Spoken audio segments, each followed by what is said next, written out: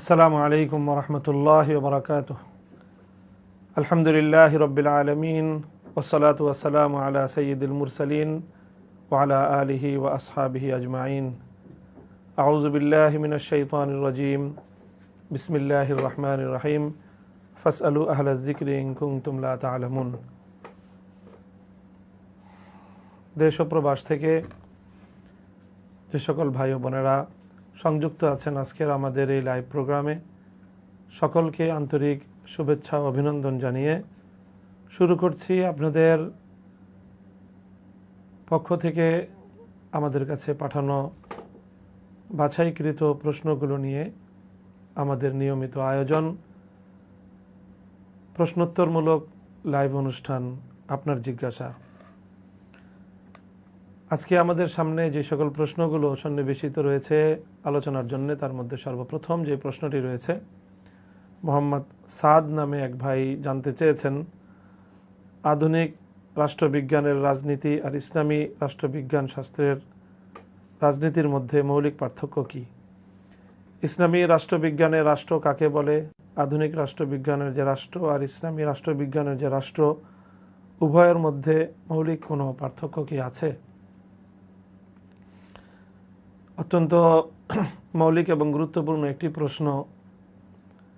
আমরা জানি যে ইসলাম একটি পূর্ণাঙ্গ জীবন ব্যবস্থা। আল্লাহ পাক রব্বুল আলামিন ইসলামকে যে সকল বৈশিষ্ট্যমণ্ডিত করেছেন তার অন্যতম হলো যে আল্লাহ রাব্বুল আলামিন ইসলামকে পূর্ণাঙ্গ জীবন ব্যবস্থা বানিয়েছেন। আল্লাহ নিজেই ঘোষণা করেছেন, আকমালতু লাকুম দীনাকুম ও আতমামতু আলাইকুম নিয়ামতি ও রাদিতু লাকুমুল ইসলাম দীনা। আমি তোমাদের জন্য তোমাদের দিনকে পরিপূর্ণ করেছি এবং তোমাদের উপর আমি আমার নিয়ামতকে পূর্ণাঙ্গতা দান করেছি এবং ইসলামকে জীবন ব্যবস্থা হিসেবে আমি আল্লাহ রাব্বুল আলামিন এতে পরিপূর্ণরূপে সন্তুষ্ট চিত্তে আমি মনোনয়ন দিয়েছি। কাজেই ইসলামের সেই পূর্ণাঙ্গতার অন্যতম একটি দিক হলো যে রাষ্ট্র এবং মানুষের রাজনৈতিক বন্দোবস্ত হিসেবে মানুষ কোন পদ্ধতি অনুসরণ করবে তারও একটি পূর্ণাঙ্গ গাইডলাইন এবং পূর্ণাঙ্গ রূপরেখা ইসলাম দিয়েছে।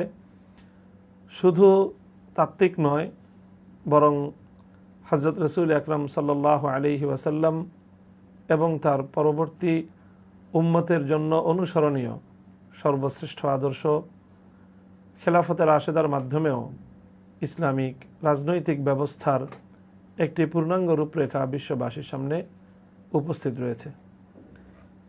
আধুনিক রাষ্ট্রবিজ্ঞানের রাষ্ট্র পরিচয় এবং ইসলামী রাষ্ট্রবিজ্ঞানের আলোকে বা ইসলাম প্রদত্ত যে রাজনৈতিক বন্দোবস্ত, তার মধ্যে রাষ্ট্রের যে মূল পরিচয় সেটা নিয়েই কিছুটা ভিন্নতা রয়েছে দৃষ্টিভঙ্গির।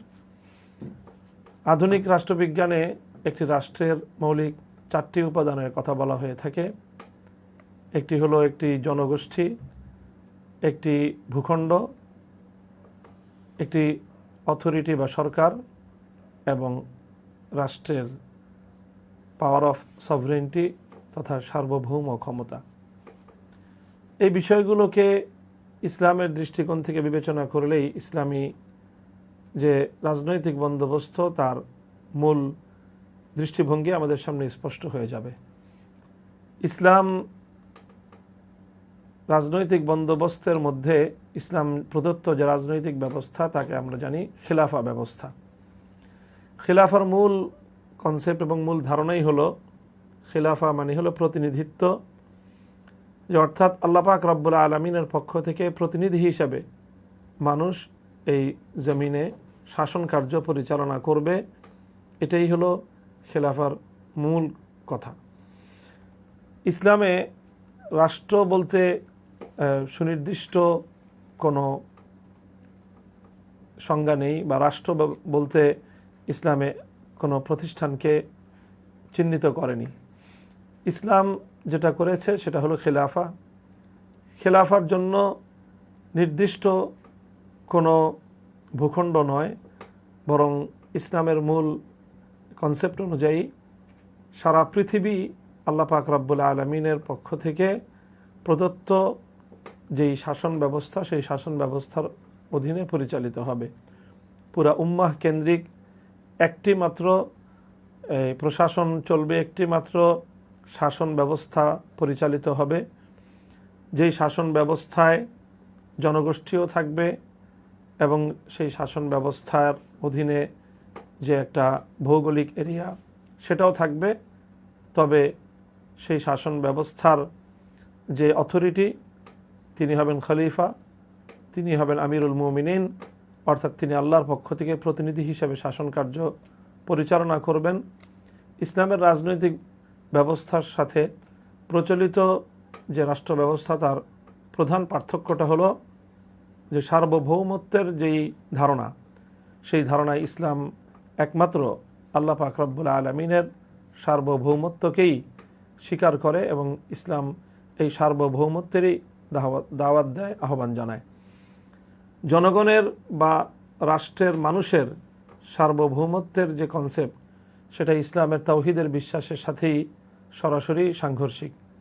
এখানে রাষ্ট্র বলি অথবা ভূখণ্ড বলি, জাতি বলি, মানুষ বলি, উম্মাহ বলি, তাদের শাসন পরিচালনার জন্য আল্লাহ পাকের ইচ্ছা এবং আইন তৈরি করার ক্ষেত্রে আল্লাহর সিদ্ধান্তই চূড়ান্ত, যার সাথে কেউ দ্বিমত করার বা সেটাকে চ্যালেঞ্জ করার কোনো অধিকার সংরক্ষণ করে না। সেই হিসাবে আমরা বলতে পারি ইসলাম যে রাজনৈতিক বন্দোবস্তের কনসেপ্ট দিয়েছে, সেটি হলো যে যত দূর পর্যন্ত আল্লাহর দ্বীন বিজয়ী থাকবে, সম্পূর্ণ এলাকা একজন শাসকের অধীনে পরিচালিত হবে এবং সেই শাসকের মূল পরিচয় হবে তিনি আল্লাহর পক্ষ থেকে প্রতিনিধি হিসাবে শাসন কার্যক্রম পরিচালনা করবেন। তার সার্বভৌম আইন করার শাসকের অথবা জনগণের কোনো ক্ষমতা থাকবে না। আল্লাহর আইনের যে ফ্রেমওয়ার্ক, তার অধীনে থেকেই তাদেরকে যে কোনো আইন বা বিধি বিধান তাদেরকে প্রণয়ন করতে হবে এবং সেই আল্লাহ প্রদত্ত মৌলিক আইনের ফ্রেমের মধ্যে থেকেই যাবতীয় কার্যক্রম এবং শাসন কার্যক্রম পরিচালনা করতে হবে। পরবর্তী যেই প্রশ্ন রয়েছে, আনাস নামে একজন ভাই জানতে চেয়েছেন, ঈদে মিলাদুন্নবী পালন করা কি জায়েজ? আমাদের দেশে রবিউল আউয়াল মাস আসলে যে অপকর্মগুলো হয়, এটা যে অপকর্ম, এটা আমরা সাধারণ মানুষকে সংক্ষিপ্ত আকারে কিভাবে বুঝাতে পারব? প্রিয় ভাই, এখানে ঈদে মিলাদুন্নবী নামে যে আয়োজন প্রচলিত রয়েছে সে বিষয়ে জানতে চাওয়া হয়েছে।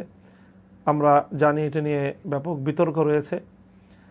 আমাদের বক্তব্য কোরআন এবং হাদিসের আলোকে সালাফ এবং সাহাবায়ে কেরামের যুগ থেকে পরবর্তী খায়রুল কুরুন পর্যন্ত ইসলামের মূল দৃষ্টিভঙ্গিতে কোরআন এবং হাদিসের আলোকে খোলাফায়ে রাশিদিন এবং খায়রুল কুরুনের যেই দৃষ্টিভঙ্গি, সেই আলোকে ইসলামে মৌলিকভাবে দুটি ঈদই প্রচলিত। একটি হলো ঈদুল আজহা, অপরটি হলো ঈদুল ফিতর। এর বাইরে রাসূল সাল্লাল্লাহু আলাইহি ওয়াসাল্লামের জন্ম অথবা অন্য কোনো ঘটনাকে কেন্দ্র করে ভিন্ন কোনো ঈদ ঘোষণা শরীয়তের পক্ষ থেকে নেই এবং সেই হিসাবে ঈদ উদযাপনেরও কোনো সুযোগ ইসলামী শরীয়তের আলোকে নেই। তবে রাসূল সাল্লাল্লাহু আলাইহি ওয়াসাল্লামের জীবনের প্রতিটি পর্বই একটি উম্মতের জন্য অনুসরণীয় এবং রাসূল সাল্লাল্লাহু আলাইহি ওয়াসাল্লামের জন্ম থেকে মৃত্যু পর্যন্ত প্রতিটি বিষয় আলোচনা এটি উম্মতের জন্য অবশ্যই একটি সৌভাগ্যমণ্ডিত বিষয়। সেই হিসেবে রাসূল সাল্লাল্লাহু আলাইহি ওয়াসাল্লামের পবিত্র জন্ম বৃত্তান্ত আলোচনা হতেই পারে এবং জন্ম বৃত্তান্ত কেন্দ্রিক যে কোনো কার্যক্রম পরিচালনা করা যেতে পারে, যেটাকে আমাদের এক শ্রেণীর মুসলিম ভাইয়েরা তারা এটিকে ঈদে মিলাদুন্নবী নাম দিয়ে উদযাপন করে থাকেন।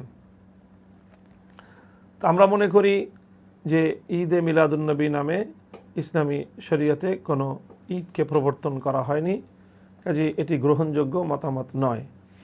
তার অর্থ এই নয় যে যেভাবে আপনি প্রশ্নের মধ্যে আপত্তিকর ভাষা প্রয়োগ করেছেন যে যে অপকর্মগুলো হয়, প্রিয় ভাই, মুসলমানদের মধ্যে পারস্পরিক যে সকল বিষয়গুলো নিয়ে মতপার্থক্য থাকে, তো সেই বিষয়গুলোতে সকলের প্রতি সম্মান এবং ভদ্রতা সভ্যতা বজায় রেখেই আমাদেরকে ভাষা প্রয়োগ করা উচিত।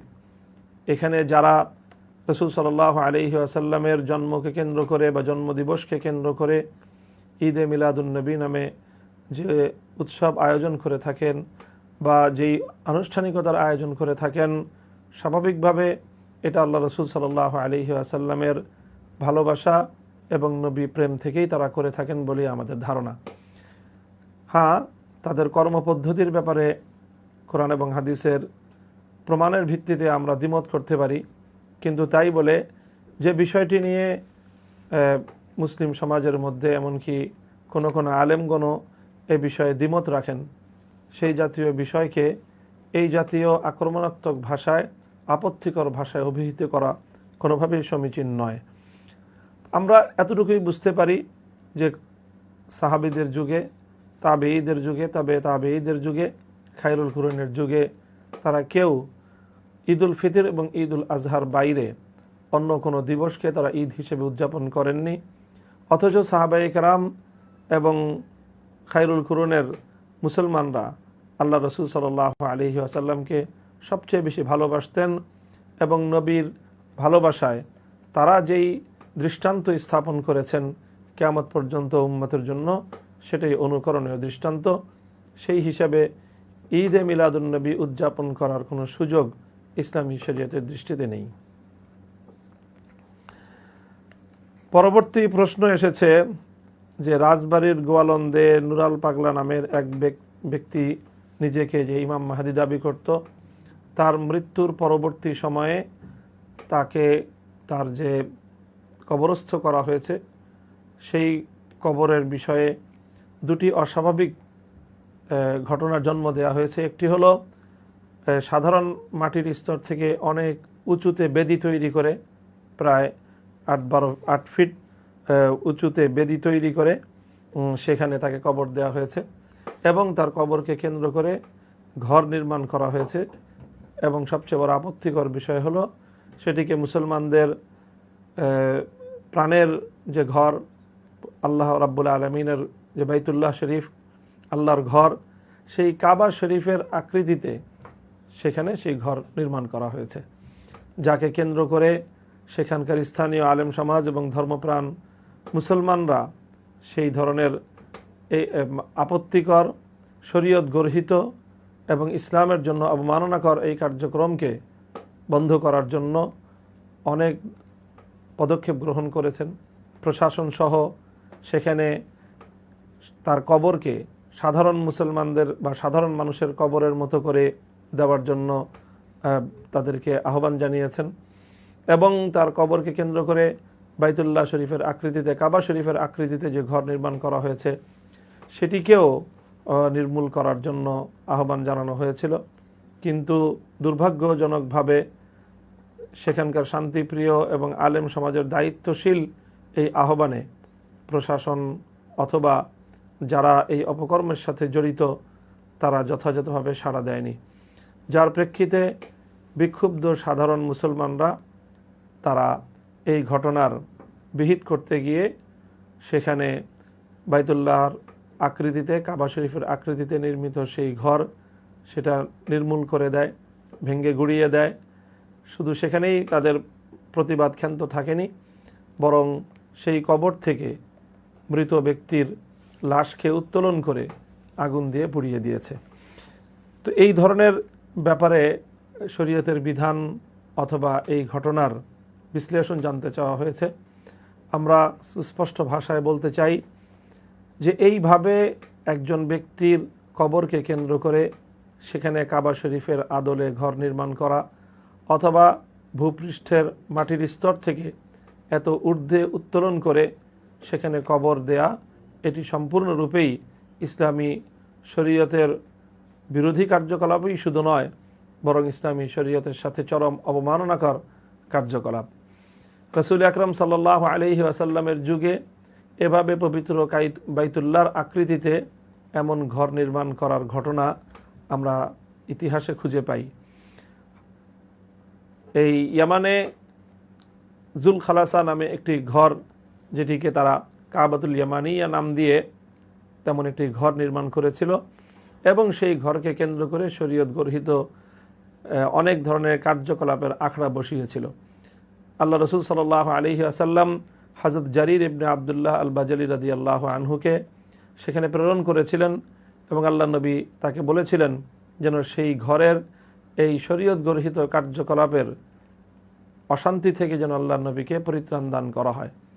হযরত জারির তার সঙ্গী সাথীদেরকে নিয়ে সেই জুল খালাসা নামক ইয়ামানি কাবার ঘরকে তিনি শুধুমাত্র গুড়িয়ে দিয়েই ক্ষান্ত হননি, বরং তিনি সেই ঘরকে আগুন দিয়ে পুড়িয়ে ছারখার করে দিয়েছিলেন, ভস্মীভূত করে দিয়েছিলেন, যেই ঘটনা আল্লাহ রসুল সাল্লাল্লাহু আলাইহি ওয়াসাল্লামের হৃদয়কে প্রশান্ত করেছিল।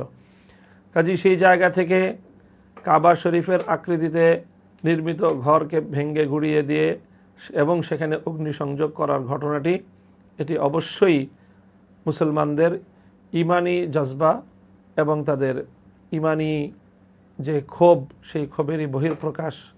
কাজেই সেটাকে নিন্দা জানানোর কোনো বিষয় নয়। তবে একজন নিহত ব্যক্তির লাশকে অগ্নিসংযোগ করার বিষয়টি যখন আসবে, তো সেই বিষয়ে শরীয়তের সাধারণ বিধান হলো, হাদিসের মধ্যে আল্লাহ রসুল সাল্লাল্লাহু আলাইহি ওয়াসাল্লামের বর্ণনা এসেছে যে কোনো কাউকে আগুন দিয়ে পুড়িয়ে শাস্তি দেওয়ার বিধান বা আগুন দিয়ে পুড়িয়ে দেওয়ার বিধান কোনো প্রাণীকে, এটি ইসলামে পরিপূর্ণরূপেই নিষিদ্ধ। একমাত্র আল্লাহ পাক রব্বুল আলামিনই মানুষকে অথবা পাপীদেরকে এবং অপরাধীদেরকে আগুন দিয়ে পুড়িয়ে শাস্তি দেওয়ার অধিকার রাখেন, যেটা তিনি পরকালে জাহান্নামের আগুনে করবেন। এছাড়া কোনো প্রাণী অথবা কোনো মানুষকে আগুনে পুড়িয়ে মারার নিষেধাজ্ঞা রয়েছে হাদিসের মধ্যে সুস্পষ্ট ভাষায়। সেই জায়গা থেকে বলা যায় যে এই ধরনের একজন যে কোনো ব্যক্তিরই মরদেহকে আগুনে পুড়িয়ে দেওয়ার বৈধতা ইসলামী শরীয়তের মধ্যে নেই। তবে এখানে যেই ঘটনা ঘটেছে, সেই ঘটনাকে কেন্দ্র করে বাইতুল কাবা শরীফের আকৃতিতে নির্মিত এই যে শরীয়ত গর্হিত কাজের যে আখড়া, সেই আখড়াকে গুড়িয়ে দেওয়া এবং সেই ঘরকে আগুন দিয়ে পুড়িয়ে দেওয়া, এটার মধ্যে তেমন কোনো আপত্তিজনক কিছু নেই। এবং এই লাশ সেখান থেকে উৎখাত করে দেওয়া, এটাও আমি মনে করি যে এটা তেমন আপত্তিকর কোনো বিষয় ছিল না, কারণ এই লাশটা ওখানে থাকলে এটাকে কেন্দ্র করে আবার নতুন করে বা পরবর্তীতে তারা ইসলামী শরীয়ত বিরোধী নানা কার্যকলাপ পরিচালনা করার সেখানে সুযোগ পেত। সেই ব্যক্তি ইমাম মাহদি হিসাবে নিজেকে দাবি করে সেও বড় ধরনের অপরাধী হিসেবেই নিজেকে চিহ্নিত করে গিয়েছে। কাজেই সেই ব্যক্তি কোনোভাবেই কারো অনুসরণীয় বা সম্মানের পাত্র হতে পারে না। তাকে কেন্দ্র করে যে ঘটনাগুলো ঘটেছে, এক্ষেত্রে আমাদের অনুসন্ধানে সেখানে সেই লোকের নুরাল পাগলার যে আত্মীয় স্বজন এবং তাকে কেন্দ্র করে যে চক্র সেখানে গড়ে উঠেছে, ইসলাম বিরোধী একটি চক্র, যাদের ইতিমধ্যে আমাদের কাছে যে তথ্য এসেছে সেখানে তারা ওই নুরাল পাগলাকে কেন্দ্র করে মানে খ্রিস্টবাদ প্রচারণার একটা তৎপরতার কথাও গণমাধ্যমে প্রচারিত হয়েছে। অর্থাৎ সার্বিকভাবে বলা যায় যে রাজবাড়ির এই ঘটনা, এটি ইসলামের বিরুদ্ধে একটি গভীর ষড়যন্ত্র ছিল, মুসলমানদের ঈমান এবং আমল নষ্ট করার একটি অপতৎপরতা ছিল। কাজেই সেটার বিরুদ্ধে আলেম ওলামা, ইসলামী নেতৃবৃন্দ নিয়মতান্ত্রিক উপায়ে প্রতিবাদ জানানোর পরেও স্থানীয় প্রশাসন যথাযথ পদক্ষেপ গ্রহণ করতে ব্যর্থ হওয়ায় সাধারণ মানুষের ক্ষোভ, এটা তাদেরকে এই গোটা নুরাল পাগলাকে কেন্দ্র করে গঠিত তার সকল আস্তানাকে গুড়িয়ে দিয়েছে। কাজেই এর যে দায়, এটা অবশ্যই এই সংশ্লিষ্ট এই ধরনের ঘর এবং ইসলামকে অবমাননাকর এই কার্যকলাপ যারা পরিচালনা করেছে, এর দায় তাদের এবং অবশিষ্ট দায়টুকু প্রশাসনের এবং সরকারের। যথাযথ সময়ে যথাযথ পদক্ষেপ গ্রহণ করলে পরিস্থিতি এতদূর পর্যন্ত গড়াতো বলে আমরা মনে করি না। পরবর্তী যে প্রশ্ন রয়েছে এক ভাই জানতে চেয়েছেন, মোহাম্মদ হুসাইন ইউকে থেকে, ভাবির বোনের মেয়েকে বিবাহ করা জায়েজ কিনা? আমার পরিবার বলতেছে যে এটা হারাম। আমার পুরো পরিবার শাইখুল হাদিস মৌলানা মামুনুল হক সাহেবের ভক্ত, তাই আমি চাই উত্তরটা শাইখের থেকে নেই। হ্যাঁ, যে ভাই হুসাইন ভাই, মোহাম্মদ হুসাইন, তিনি জানতে চেয়েছেন ভাবির বোনের মেয়েকে। তো ভাবির বোন শরীয়তের দৃষ্টিতে তিনি এমন কোনো আত্মীয় নয় যার কারণে তার সাথে মাহরাম হওয়ার সম্পর্ক প্রতিষ্ঠিত হতে পারে। সুতরাং তার মেয়ের সাথেও কোনো ধরনের বিবাহ বন্ধন বৈধতার ক্ষেত্রে প্রতিবন্ধকতা সৃষ্টিকারী কোনো সম্পর্ক সেখানে তৈরি হয় না। সুতরাং ইসলামী শরীয়তের আলোকে ভাবির বোনের মেয়েকে বিবাহ করতে কোনোই সমস্যা নেই। আমাদের সমাজে অনেক ক্ষেত্রে এই ধরনের আত্মীয়তার যে সমপর্যায়ভুক্ততাটাকে গুরুত্ব দেওয়া হয়, যেটারও শরীয়তে কোনো ভিত্তি নেই। আল্লাহ রসুল সাল্লাল্লাহু আলাইহি ওয়াসাল্লাম নিজের কন্যাকে নিজের চাচাতো ভাই আলী রাদিয়াল্লাহু তাআলা আনহুর সাথে বিবাহ দিয়েছিলেন।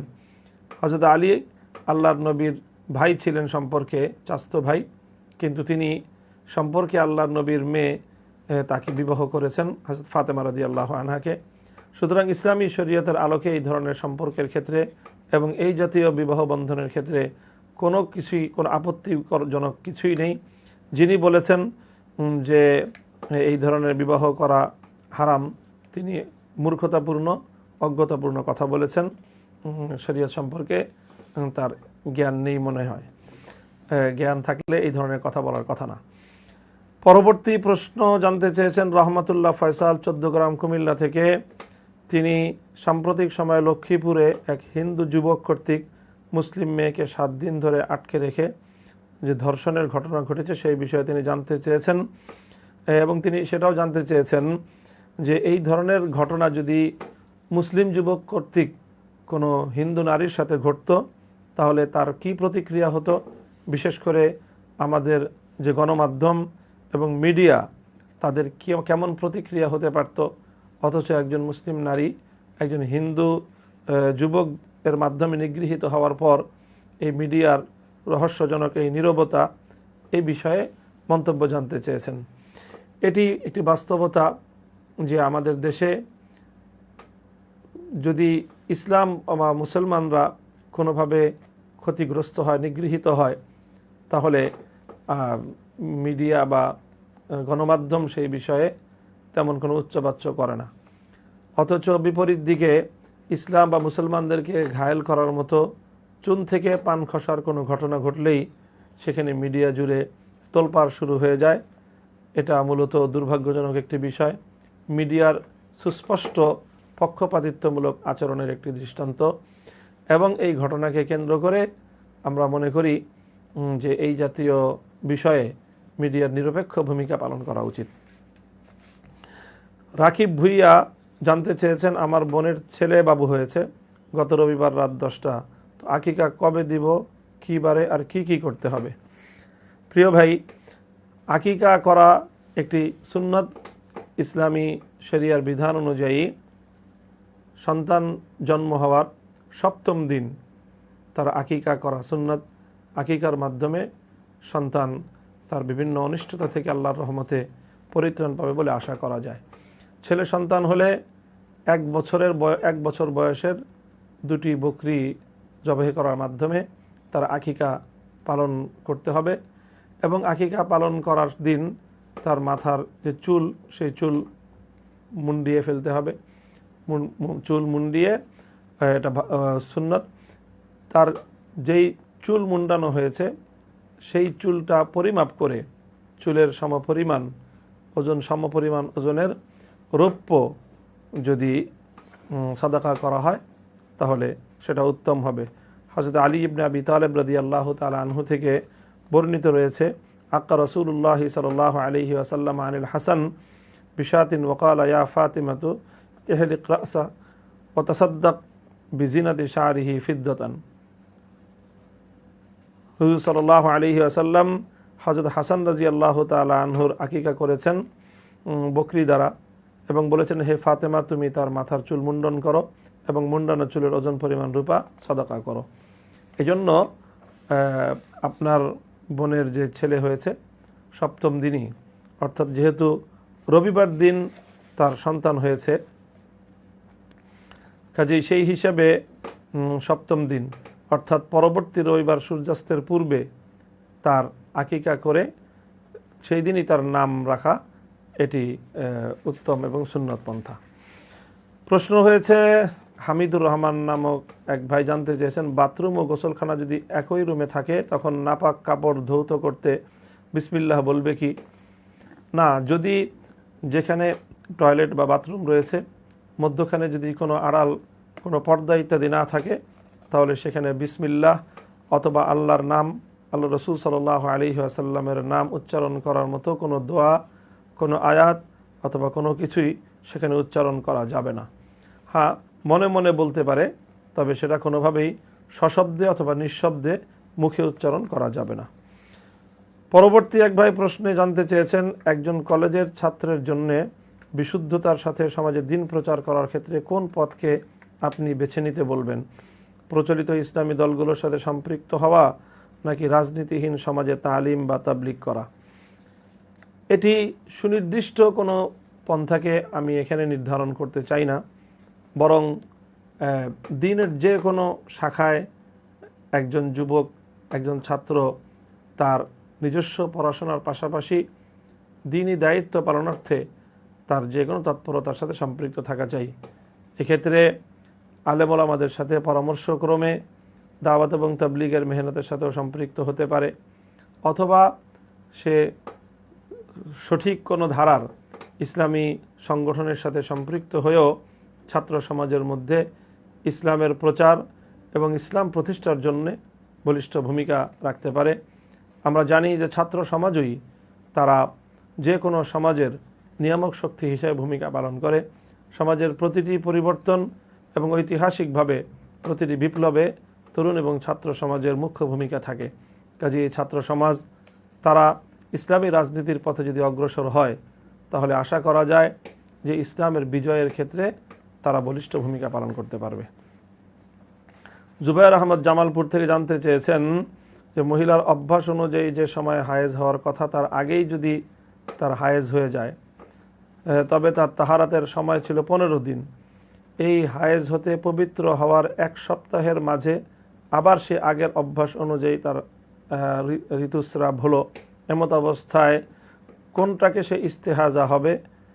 যদি হয় তাহলে কোনটা ইস্তেহাজা হিসেবে গণ্য হবে? এর বিধান কি জানালে উপকৃত হব। জুবায়ের আহমদ ভাই, এক্ষেত্রে ইসলামী শরীয়তের দৃষ্টিতে মাযহাবগুলোতে কিছু মতের পার্থক্য রয়েছে। ফিকহে হানাফি অনুযায়ী একজন নারীর মাসিক ঋতুস্রাবের সর্বনিম্ন সময় হলো 3 দিন এবং সর্বোচ্চ সময় হলো 10 দিন, এবং দুই ঋতুর মধ্যবর্তী, 2 হায়েজের মধ্যবর্তী যে পবিত্রতা বা তাহারাতের সময় সর্বনিম্ন 15 দিন। তো যদি স্বাভাবিকভাবেই একবার তার হায়েজ সমাপ্ত হওয়ার পরে 15 দিন সম্পন্ন হওয়ার আগেই যদি তার হায়েজ হয়ে যায়, আবার ঋতুস্রাব হয়, তাহলে সেটি হায়েজ হিসেবে গণ্য হবে না। আর 15 দিন অতিক্রান্ত হওয়ার পরে যদি তার ঋতুস্রাব হয় বা তার স্রাব বের হয়, তার রক্ত নির্গত হয়, তাহলে সেই রক্তটা হায়েজ হিসেবে গণ্য হবে।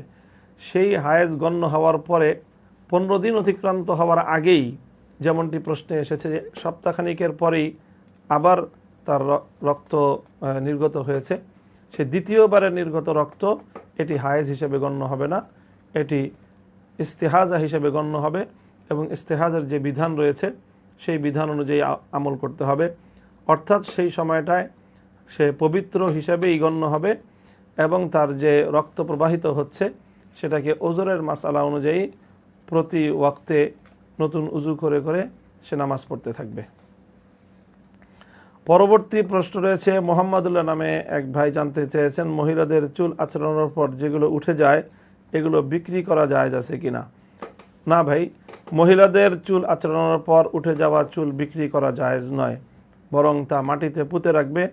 এমনিভাবে মানুষের কোনো অঙ্গ প্রত্যঙ্গ বা মানুষের শরীরের কোনো অংশ এটার বেচা বিক্রি এটা কোনোভাবেই ইসলামী শরীয়তের দৃষ্টিতে বৈধ বা জায়েজ নয়।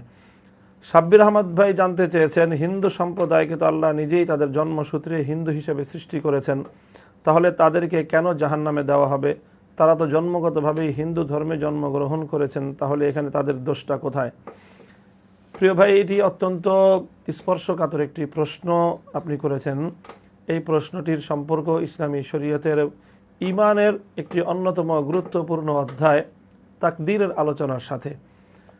আল্লাহ পাক রব্বুল আলামিন প্রতিটি মানুষকে সৃষ্টি করেছেন এবং সৃষ্টি করে প্রতিটি মানুষকে আল্লাহ পাক রব্বুল আলামিন সক্ষমতা দান করেছেন, এখতিয়ার দিয়েছেন এবং মানুষ নিজের এখতিয়ারেই যে কোনো ধর্মকে গ্রহণ করে অথবা ধর্মকে বর্জন করে।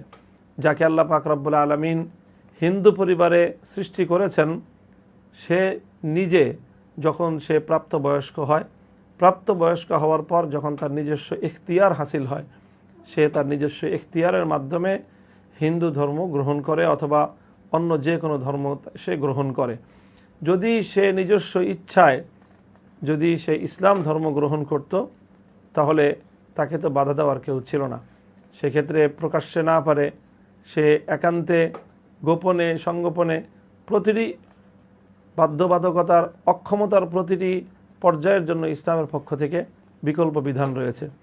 কাজেই এই ভাই বা যে কোনো মানুষ যে কোনো ধর্মাবলম্বী পিতামাতার ঔরসেই সে জন্মগ্রহণ করুক না কেন, যখন সে প্রাপ্তবয়স্ক হয় তখন তার নিজস্ব এখতিয়ার হাসিল হয় এবং সে নিজস্ব এখতিয়ারের মাধ্যমে যেই ধর্মকে সে গ্রহণ করে সেটি তার চূড়ান্ত ধর্ম পরিচয় হিসেবে বিবেচিত হয়। কাজে এক্ষেত্রে আল্লাহ কোথায় তাকে সৃষ্টি করলেন সেটি মুখ্য প্রশ্ন নয়, বা তার উপরে ভিত্তি করে তার বিচার হবে না। বিচার হবে হলো সে নিজে যখন এখতিয়ার পেল তখন সে নিজে কোন ধর্মটিকে সে নিজস্ব পছন্দের মাধ্যমে নিজস্ব এখতিয়ারের মাধ্যমে কোন ধর্মকে সে বাছাই করেছে, সেই বিবেচনায় তার বিচার হবে। পরবর্তী প্রশ্ন এসেছে হারুন মোহাম্মদ সিলেট থেকে এক ভাই জানতে চেয়েছেন যে কেউ যদি তালাক দেওয়ার সময় সঙ্গে সঙ্গে ইনশাআল্লাহ বলে তাহলে তার তালাক হয় না। এখন কেউ যদি তার স্ত্রীকে 3 তালাক দেওয়ার পর 5 বা 10 মিনিট পর ইনশাআল্লাহ বলে তাহলে কি তালাক পতিত হবে? আমার জানার বিষয় হলো এই যে ইত্তেসাল অর্থাৎ সঙ্গে সঙ্গে যে ইনশাআল্লাহ বলতে হবে, এই সঙ্গে সঙ্গে বলার মানদণ্ড কি শরীয়তের আলোকে তিনি জানতে চান। প্রথমে বলে নেই দর্শকদের সুবিধার্থে যে ইনশাআল্লাহ অর্থ হলো যদি আল্লাহ চান। তো কাজেই সেই হিসেবে ইসলামী শরীয়তের বিধান হলো যে কোনো কথা যে সকল বিষয়গুলো কথার দ্বারা কোনো একটি বিধান কার্যকর হয়ে যায়, যেমন বিবাহ, তালাক, তারপরে কোনো কৃতদাস দাসী মুক্ত এবং আজাদ করা, যেগুলো মৌখিক কথার মাধ্যমেই বাস্তবায়িত হয়ে যায়, অথবা যে কাউকে কোনো পণ্য আদান প্রদান বা কোনো জিনিস ক্রয় বিক্রয়ের ক্ষেত্রে প্রস্তাব দেওয়া এবং প্রস্তাব গ্রহণ করা, এগুলো মৌখিক কথার মাধ্যমে শরীয়তের বিধান কার্যকর হয়ে যায়।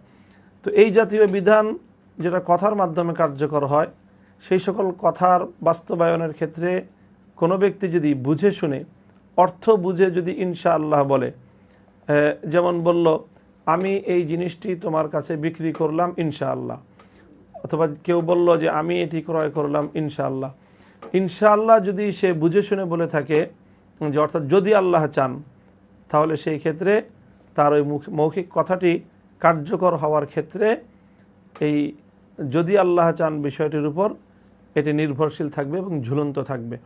সেই মাসালা থেকেই শরীয়তের মাসালা হলো যদি কোনো ব্যক্তি তার স্ত্রীকে তালাক দিয়ে দেয় এবং তালাক বলার সঙ্গে সঙ্গে যদি সে মধ্যখানে কোনো বিরতি না দিয়ে বুঝে শুনে অর্থ বুঝে যদি সে ইনশাআল্লাহ বলে, তাহলে তার ওই মৌখিক তালাক কার্যকর হয় না। এটা হলো মূল মাসালা। এখন এই ভাই হারুন মোহাম্মদ ভাই জানতে চেয়েছেন যে কেউ যদি 5-10 মিনিট পরে তালাক বলার 5-10 মিনিট পরে গিয়ে যদি কেউ ইনশাআল্লাহ বলে, তাহলে সেই ইনশাআল্লাহর মাধ্যমে ওই তালাকটি কার্যকর হওয়ার ক্ষেত্রে এটি অন্তরায় হবে কিনা এবং সেক্ষেত্রেও এই তালাকটি ইনশাআল্লাহর উপর ঝুলন্ত থাকবে কিনা। প্রিয় ভাই, এখানে শরীয়তের বিধান হলো যে ইনশাআল্লাহ বলার ক্ষেত্রে ইনশাআল্লাহ তখনই কার্যকর হবে যদি মূল বক্তব্যের সাথে মধ্যখানে কোনো বিরতি ছাড়া যদি ইনশাআল্লাহ বলে, তাহলেই কেবলমাত্র সেক্ষেত্রে ইনশাআল্লাহ ধর্তব্য হবে। হ্যাঁ, যদি কারো ওজর বশত ইনশাআল্লাহ বলতে একটু বিলম্ব হয়, ওজর বলতে যেমন কারো মুখের মধ্যে জড়তা আছে, তোতলামো আছে, যার কারণে মুখে কথা আটকে গিয়েছে, ইনশাআল্লাহ বলতে তার একটু দেরি হয়ে গিয়েছে, অথবা কারো কথা বলতে বলতে শ্বাস নিঃশ্বাসে সে আর কুলোয় নাই, তখন সে নতুন নিঃশ্বাস তাকে নিতে হয়েছে, একান্ত বাধ্য হয়ে নতুন নিঃশ্বাস নিয়ে তাকে ইনশাআল্লাহ বলতে হয়েছে। এই ধরনের একান্ত ওজর বশত সামান্য কয়েক সেকেন্ডের বিরতি, এটুকু পর্যন্ত গ্রহণযোগ্য, এবং সেভাবে যদি ইনশাআল্লাহ বলে তাহলে কথার সাথে এটা সম্পৃক্ত বলে গণ্য হবে। আর যদি একটু বিলম্ব হয়ে যায়, দুই কথার মধ্যখানে অন্য কোনো বিলম্ব যদি হয়ে যায়, যেমন 5-10 মিনিট চলে গেছে, তার অর্থ হলো ইনশাআল্লাহ সে পূর্বের কথার সাথে কোনোভাবেই যুক্ত হতে পারে না। কেউ বাধ্য হয়েও যদি ইনশাআল্লাহ বলতে তার বিলম্ব হয়, যেরকম কেউ একটি কথা বলেছে, এর মধ্যে আরেকজন মুখ চেপে ধরেছে, তখন সে ইনশাআল্লাহ বলতে পারলো না, এটা একটা ওজর। তো এই ওজর ছাড়া ইনশাআল্লাহ বলতে যদি বিলম্ব হয়, তাহলে সে ইনশাআল্লাহ পূর্বের কথার সাথে সম্পৃক্ত হবে না। কাজে প্রশ্নে উল্লেখিত 5-10 মিনিট পরে ইনশাআল্লাহ বলাতে এই ইনশাআল্লাহর কোনো কার্যকারিতা থাকবে না, বরং তার তালাক পতিত হয়ে যাবে। পরবর্তী প্রশ্নে এক ভাই জানতে চেয়েছেন, আপনার সাহিত্য চর্চার শুরুটা কিভাবে করেছেন, যদি জানাতেন খুবই উপকৃত হব। এটি আমার কাছে ব্যক্তিগত একটি প্রশ্ন জানতে চেয়েছেন এই ভাই। আসলে আমি মূলত আমার জীবনে খুব বেশি কোনো সাহিত্য চর্চার সুযোগ আমি পাইনি, বা আমি কোনো সাহিত্যিক মানুষও নয়। প্রয়োজনের ক্ষেত্রে কিছু লেখালেখি কখনো কখনো আমি করি বা করেছি, তবে এই লেখালেখির চর্চাটা আমার শুরু হয়েছে আমার ছাত্র জীবন থেকেই। আমি জামিয়া রহমানিয়া আরাবিয়াতেই মূলত আমার শিক্ষা জীবন শুরু এবং সম্পন্ন হয়েছে।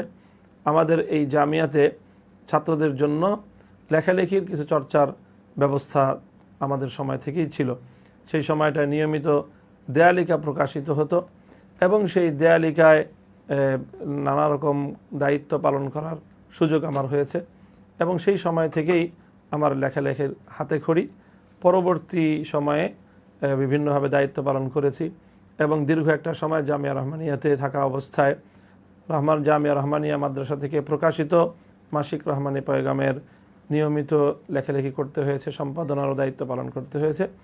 সেই সুবাদে লেখালেখির কিছু অভ্যাস আমার রয়েছে। পরবর্তী প্রশ্ন তাওহিদুল ইসলাম ভাই জানতে চেয়েছেন, অমুসলিমদের কাছে দাওয়াত দেওয়ার গুরুত্ব এবং ফজিলত সম্পর্কে জানতে চাই। এটি একটি অভূতপূর্ব একটি ফজিলতের কাজ। অমুসলিমদের কাছে দাওয়াত পৌঁছানো, যে এর ভাষায় ব্যক্ত করা সম্ভব না যে কতটা ফজিলত। একজন মানুষ যদি অমুসলিম হিসাবে মৃত্যুবরণ করে, তাহলে চিরস্থায়ী জাহান্নাম তার জন্য অবধারিত।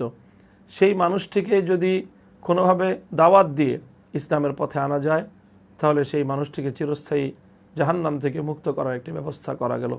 প্রিয় ভাই, একটু চিন্তা করে দেখুন তো, আপনার চোখের সামনে যদি একজন মানুষ অগ্নিদগ্ধ হয়, আগুনে পুড়ে যায়, আগুনে পুড়ার মতো ব্যবস্থা হয়ে যায়, সেই লোকটাকে আপনি চেয়ে চেয়ে দেখবেন, না সেই লোকটাকে জ্বলন্ত আগুন থেকে উদ্ধার করে তার জীবন রক্ষা করার চেষ্টা করবেন? যদি সেটি আমি বা আপনি না করি, বরং আমার চোখের সামনে যদি একজন মানুষকে আমি জীবন্ত দগ্ধ হতে দেখি, আর ওই অবস্থায় যদি আমি নির্লিপ্ত থাকি, এটা কত বড় অমানবিকতা হবে এবং কত বড় পাষণ্ডতা হতে পারে। তো একজন মানুষ দুনিয়ার সাধারণ আগুনে যদি সে আমার চোখের সামনে দগ্ধ হয়, এটা তার জন্য যতটা কষ্টদায়ক, তার চেয়ে লক্ষ কোটি গুণ বেশি কষ্টদায়ক হলো যে একজন মানুষ যদি অমুসলিম হিসাবে শেষ নিঃশ্বাস ত্যাগ করে চিরস্থায়ী জাহান্নামের ইন্ধনে পরিণত হয়। সেই দৃশ্য আমরা অবলোকন করি, অথচ সেটা নিয়ে আমাদের এতটুকু ভাবান্তর নেই। এর চেয়ে অমানবিকতা আর কী হতে পারে? এই জন্য একজন অমুসলিমকে ইসলামের দাওয়াত দেওয়ার অর্থ হলো চিরদিনের জন্য তাকে জাহান্নামের আগুন থেকে, চিরস্থায়ী জাহান্নামের আগুন থেকে তাকে মুক্ত করে চিরজান্নাতের সুখের দিকে তাকে আহ্বান জানানো। কাজেই এর ফজিলত এবং এর মাহাত্ম্য বর্ণনা করে শেষ করার নয়। এই জন্য আল্লাহ রসুল সাল্লাল্লাহু আলাইহি ওয়াসাল্লাম এক হাদিসের মধ্যে হযরত আলী কাররামাল্লাহু ওয়াজহাহুকে বলেছিলেন, লা ইয়াহদিয়াল্লাহু বিকা রাজুলান খায়রুন লাকা মিন হুমুরিন নাম, তোমার মাধ্যমে যদি আল্লাহ পাক একজন ব্যক্তিকে হেদায়েত দান করেন, একজন অমুসলিম ব্যক্তি যদি তোমার মাধ্যমে তোমার দাওয়াতের উসিলায় কালেমা পেয়ে যায়, তাহলে সারা পৃথিবীর সবচেয়ে মূল্যবান সম্পদ যদি তোমার অর্জন হয়, তার চেয়েও তুমি বেশি কল্যাণ লাভ করতে পারবে যদি তোমার দ্বারা একজন অমুসলিম ব্যক্তি ইসলামের পতাকা তলে সামিল হতে পারে। এই জন্য দাইয়ে ইসলাম হযরত মাওলানা কালিম সিদ্দিকী হাফিজাহুল্লাহ তাআলা ওয়াফাক্কাল্লাহু আসরাহু, তিনি বলে থাকেন যে আমাদের চোখের সামনে তো একটি কুকুরকেও যদি আমরা আগুনে দগ্ধ হতে দেখি, তাহলে মানুষ হিসাবে আমরা সেটাকে স্বাভাবিকভাবে সহ্য করতে পারি না, বরং সেই কুকুরটাকেও সে আগুন থেকে উদ্ধার করার জন্য আমরা অস্থির হয়ে পড়ি। অথচ এটি কেমন একটি বিষয় যে আমার এবং আপনার চোখের সামনে কোটি কোটি বনি আদম, তারাও আমাদের বাবা আদমের সন্তান, আমাদের মা হাওয়ারই সন্তান, একই বাবা মায়ের সন্তান, আমাদের চোখের সামনে অমুসলিম হয়ে তারা শেষ নিঃশ্বাস ত্যাগ করে নিশ্চিতভাবে চিরস্থায়ী জাহান্নামের দিকে তারা ধাবিত হচ্ছে। সেই মানুষগুলোকে সেই কুফুর থেকে, শিরক থেকে তাওহীদের দাওয়াতের দিকে, এক আল্লাহর প্রতি আহ্বান করা থেকে, ইসলামের প্রতি তাদেরকে দাওয়াত দেওয়া থেকে আমরা কীভাবে নিবৃত্ত থাকতে পারি? কাজেই আমাদের সকলের উচিত আমাদের আশেপাশে বা আমাদের জানা মতে যত অমুসলিম রয়েছে তাদের প্রত্যেককে যে কোনো উপায়ে তাদের কাছে ইসলামের দাওয়াত পৌঁছানো চাই এবং তাদের কাছে কালেমার দাওয়াত পৌঁছে চেষ্টা করা চাই তারা যেন ইসলামের সুশীতল শামিয়ানার নিচে এসে চিরস্থায়ী জাহান্নামের আগুন থেকে তারা পরিত্রাণ পেতে পারে। আজকে আমরা সর্বশেষ যেই প্রশ্নটির আলোচনার মাধ্যমে আজকের এই প্রশ্নোত্তর আপনার জিজ্ঞাসার পরিসমাপ্তি টানব। রফিকুল ইসলাম নামে এক ভাই জানতে চেয়েছেন, শাপলা স্মৃতি সংসদ সম্পর্কে জানতে চাই। হ্যাঁ ভাই, শাপলা স্মৃতি সংসদ এটা কয়েক মাস আগে গঠন করা একটি সংগঠন, যার মূল লক্ষ্য এবং উদ্দেশ্য হলো দুটি। একটি হলো যে শাপলা চত্বরে যেই নবী প্রেমের যেই মশাল প্রজ্বলিত হয়েছে, অসংখ্য অগণিত আমাদের ভাইদের শাহাদাতের রক্তের বিনিময়ে ইসলামের যেই গৌরবোজ্জ্বল পতাকা উড্ডীন হয়েছে, সেই স্মৃতিকে জাগ্রত রেখে আগামী ভবিষ্যতেও শাপলার এই মাইল ফলককে অনুসরণ করে যেন আমরা প্রজন্ম থেকে প্রজন্মান্তর পর্যন্ত চেতনার এই মশাল আমরা জ্বালিয়ে থাকতে পারি। আমাদের পরবর্তী প্রজন্ম যেন শাপলার চেতনার দ্বারা উজ্জীবিত হয়। বাংলাদেশের ইতিহাসে ইসলাম এবং নবী প্রেমের এক মহাজাগরণের মহাকাব্যিক ইতিহাস রচিত হয়েছিল 2013 সালের 5 এবং 6 মে। শাপলা চত্বর তাই বাংলার নতুন বালাকোট হিসেবে স্বীকৃত। কাজী এই বালাকোটের চেতনা, শাপলার চেতনাকে অনাগত ভবিষ্যতে জাগ্রত রাখার জন্য শাপলা স্মৃতি সংসদ গঠিত হয়েছে। এই চেতনাকে জাগ্রত রাখা এবং শাপলা চত্বরের এই শাহাদাতকে, এই সকল বীর শহীদানদের ত্যাগ, কোরবানি এবং শাহাদাতের নজরানাকে জাতীয় এবং আন্তর্জাতিক পর্যায়ে এই একটি স্বীকৃত সত্যকে চির অম্লান রাখা এবং তুলে ধরে সকলভাবে এটাকে প্রতিষ্ঠিত করা এবং প্রতিষ্ঠিত রাখার মাধ্যমে শাপলার চেতনাকে জাগ্রত রাখা, এটা হলো অন্যতম প্রধান লক্ষ্য শাপলা স্মৃতি সংসদের। দ্বিতীয় প্রধান লক্ষ্য হলো এই যারা শাপলা চত্বরে জালিমের বুলেটের আঘাতে প্রাণ হারিয়েছে, সেই সকল বীর শহীদানদের যে পরিবার পরিজন রয়েছেন, যারা তাদের আপনজনকে হারিয়ে, তাদের অভিভাবককে হারিয়ে অভিভাবকহীন হয়ে পড়েছে, ইতিহাসের শ্রেষ্ঠ এই বীর শহীদানদের পরিবার পরিজন, তাদের সন্তান সন্ততি এবং তাদের পোষ্য যারা রয়েছেন অথবা যারা আহত হয়েছেন, ক্ষতচিহ্ন বয়ে বেড়াচ্ছেন, পঙ্গুত্ব বরণ করেছেন কিংবা অন্ধত্ব বরণ করেছেন, সেই সকল ক্ষতিগ্রস্ত মানুষগুলোর পাশে দাঁড়ানো এবং সাধ্যের আলোকে তাদের ভরণ পোষণ, জীবন জীবিকা এবং তাদের চিকিৎসা ও শিক্ষার দায়িত্ব গ্রহণ করার নিমিত্তেই শাপলা স্মৃতি সংসদ গঠিত হয়েছে এবং সে মর্মে তারা কাজ পরিচালনা করে যাচ্ছে। প্রিয় দর্শক মণ্ডলী, এই ছিল আজকে আমাদের নির্বাচিত প্রশ্ন, যেগুলো নিয়ে আমরা আপনাদের সামনে হাজির হলাম। এতক্ষণ আমার সঙ্গে থাকার জন্য আপনাদের সকলকে আন্তরিক ধন্যবাদ জ্ঞাপন করছি। আবারও আগামী সোমবার দিন দেখা হবে সেই প্রত্যাশা ব্যক্ত করে, ততদিন পর্যন্ত আল্লাহ আমাদের সকলকে ভালো রাখুন, সুস্থ রাখুন, সহি সালামতে রাখুন, খায়ের এবং আফিয়াতের সাথে রাখুন, সেই দোয়া ব্যক্ত করে বিদায় নিচ্ছি। ও আখিরু দাওয়ানা আলহামদুলিল্লাহি রাব্বিল আলামিন। আসসালামু আলাইকুম ওয়া রাহমাতুল্লাহ।